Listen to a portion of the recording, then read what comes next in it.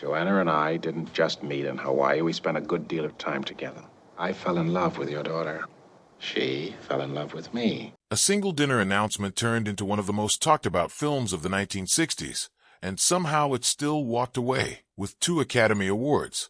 Released in December of 1967 by Columbia Pictures, Guess Who's Coming to Dinner follows Joey Drayton, played by newcomer Katharine Hepburn, who returns home from Hawaii and casually tells her parents she's engaged.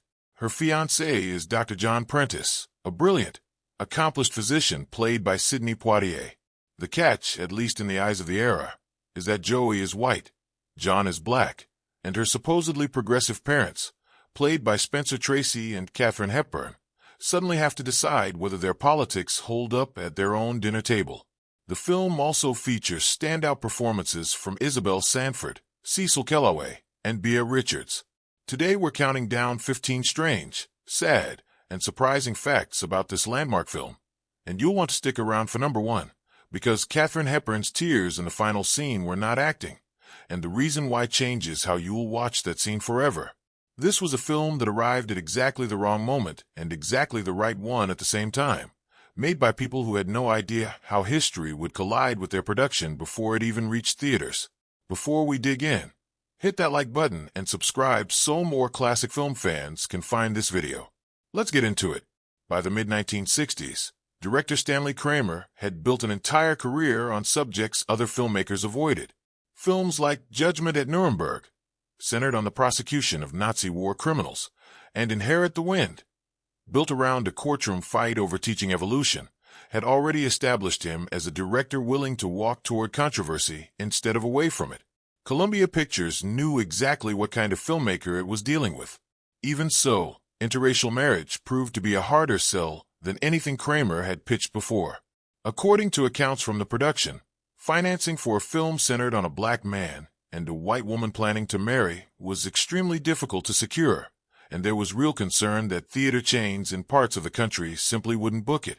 The subject had barely been touched on screen since the earliest days of Hollywood, and no major studio was eager to be the first to change that in the politically charged climate of 1967. Kramer pushed the project forward anyway, and Columbia, despite its own reservations, ultimately backed it. That gamble turned into one of the most celebrated and profitable dramas of the decade, which says a great deal about how badly the rest of the industry had misjudged its audience, and how much appetite actually existed for a story Hollywood had spent decades avoiding. Spencer Tracy, Katharine Hepburn, and Sidney Poitier all agreed to star in this film before a finished screenplay even existed. Kramer approached Tracy and Hepburn with essentially a concept and his own track record as collateral, and both of them said yes. Tracy trusted Kramer from prior collaborations, and Hepburn, despite never having worked with him before, signed on out of loyalty to Tracy and genuine belief in what the film was trying to say. Poitier's answer was just as remarkable.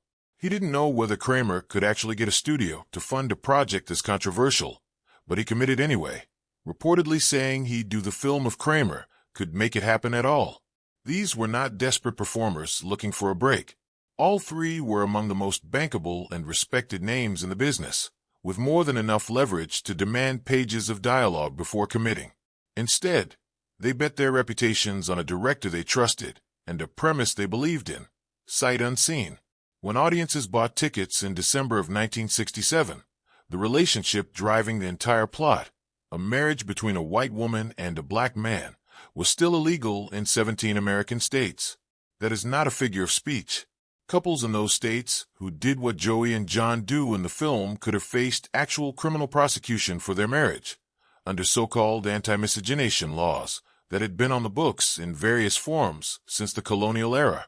Columbia was effectively distributing a movie whose happy ending was against the law across a meaningful portion of the country, which made every dinner table argument in the film feel less like scripted drama and more like a live rehearsal of an unresolved national fight. Audiences in some of those very states were watching 2 characters fall in love on screen while knowing that doing the same thing themselves could land them in a courtroom. It's worth sitting with how strange that timeline really is.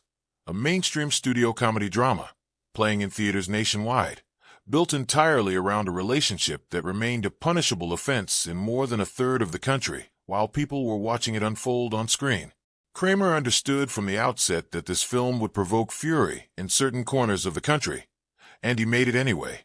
After release, he received death threats specifically tied to his decision to depict an interracial couple sympathetically on screen. Katharine Hepburn, in her film debut, also received hate mail once the movie hit theaters.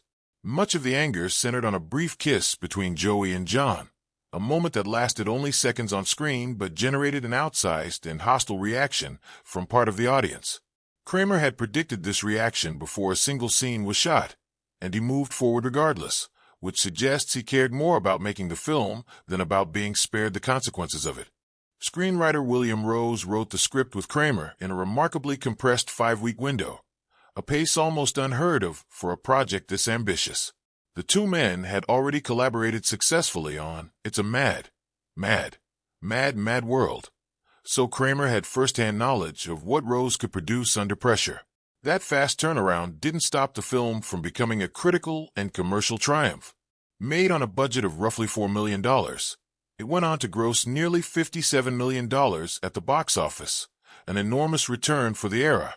Rose's work on the film also earned him the Academy Award for Best Original Screenplay, turning those 5 weeks of writing into one of the most successful scripts of his career. The actress cast as Joey, the daughter who drops the film's central bombshell, wasn't just playing Katharine Hepburn's daughter on screen. Katharine Hepburn was Hepburn's actual niece.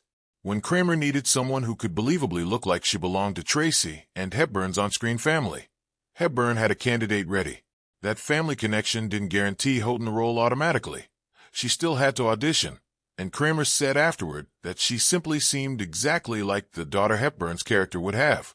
This was Houghton's first major film role, and she was stepping into a production carrying enormous cultural weight, opposite her own famous aunt. The genuine familiarity between the two women shows up on screen in ways that would have been difficult to fake, giving their scenes together a natural, lived-in warmth. By the time production began, Sidney Poitier already had an Academy Award on his shelf for Lilies of the Field, making him the first black actor to win the Best Actor Oscar. He was not a newcomer easily rattled by a film set, yet during one demanding scene, he struggled to find the right rhythm with Tracy and Hepburn in the room. According to accounts from the production, Poitier eventually asked for the two veteran stars to step off set so he could run the scene against empty chairs with a dialogue coach reading their lines instead. Kramer agreed, and the approach worked. It's a small but telling detail about just how much presence Tracy and Hepburn carried, given that even an Oscar-winning actor at the peak of his career needed them out of the room to fully find his performance. Early prints of the film contained a small joke delivered by Tilly, the Drayton family's housekeeper, played by Isabel Sanford. Asked who else was coming to dinner, she sarcastically answers, "The Reverend Martin Luther King?" Audiences laughed at the line throughout the film's initial run. Then, on April 4th of 1968, Dr. King was assassinated, and the line instantly stopped being funny to anyone. Columbia was still in the middle of the film's theatrical run when it happened, and the studio moved quickly, reaching out to theater owners and providing instructions on physically cutting the scene from prints already in circulation. By August of 1968, the joke had been removed from nearly every showing nationwide. It was eventually restored to many prints as early as 1969, once enough time had passed, and it remains intact in home video releases today. It's a rare case of a studio recognizing in real time that current events had completely rewritten the meaning of a line, and acting on it without waiting for a lengthy internal debate. Katharine Hepburn wasn't only one of the finest actresses of her generation, she was also a skilled amateur sculptor. At some point she created a small bronze bust of Spencer Tracy, a piece she treasured enough to keep on her bedside table and bring along whenever she traveled. During filming, that same sculpture ended up placed on a bookshelf in the background of a scene involving John Prentice, tucked in without any fanfare, close-up, or acknowledgement in the story. Most viewers never notice it. Decades later, after Hepburn's death, the bust was included in the auction of her estate. Sotheby's had estimated it would sell for somewhere between $3,000 and $5,000. It ultimately sold for $316,000 to an anonymous phone bidder, a price that reflects both its craftsmanship and the emotional weight of what it represented. Spencer Tracy's health had declined seriously by the time production began, to the point that securing standard insurance coverage for him was nearly impossible. Poitier later described Tracy's illness as something that dominated the entire shoot, saying that many people close to the production genuinely doubted Tracy would be able to finish the film at all. Hepburn reportedly drove him to and from the set each day, ran lines with him, and worked with Kramer to structure his hours around whatever he was capable of handling, which changed from one day to the next. At various points, it looked as though the entire production might collapse before filming could even start. To get the project moving, Kramer and Hepburn agreed to place their own salaries into escrow, meant to cover the cost of reshooting Tracy's scenes with a replacement actor if his health forced production to stop. On top of that financial arrangement, the production quietly prepared two versions of its shooting plan, one built entirely around Tracy's participation, and a backup designed to proceed without him. Every day that Tracy showed up on set was a day that backup plan stayed unused. He ultimately completed every one of his scenes. Spencer Tracy wrapped his final scene on May 24th of 1967.